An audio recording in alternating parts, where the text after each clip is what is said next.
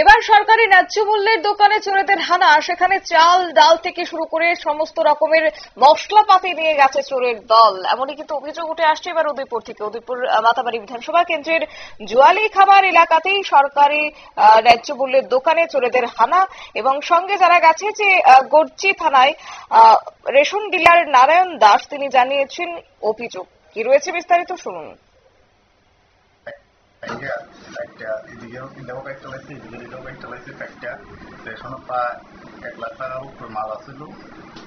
সবকিছু নিয়ে গেছে, চাল আসলো, ডাইল আসলো, এরপরে দিয়ে মশলা আসলো, তেল আসলো, বালি আসলো, একটা বড় তিরপাল আসলো, কিছু টাকা আসলো ক্যাশে, সাবান।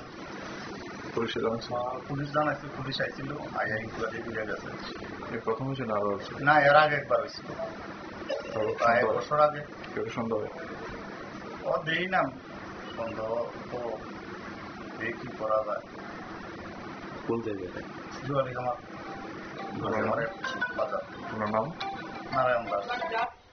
আপনারা শুনলেন রেশন ডিলার নারায়ণ দাসের অভিযোগ, এবং তিনি এই অভিযোগ জানিয়েছেন গর্জি থানাতে। যদিও তিনি বললেন যে এই ধরনের চুরির কাণ্ড এর আগেও সংঘটিত হয়েছে, তবে প্রশ্ন হচ্ছে যে পুলিশের ভূমিকাটাই বা কোথায়, যেখানে দিনের পর দিন এই চুরির ঘটনা রাজ্যের আনাচে কানাচে উঠে আসছে, তার মধ্যে চোরেদের উপদ্রব দিনকে দিন যেন বৃদ্ধি পাচ্ছে।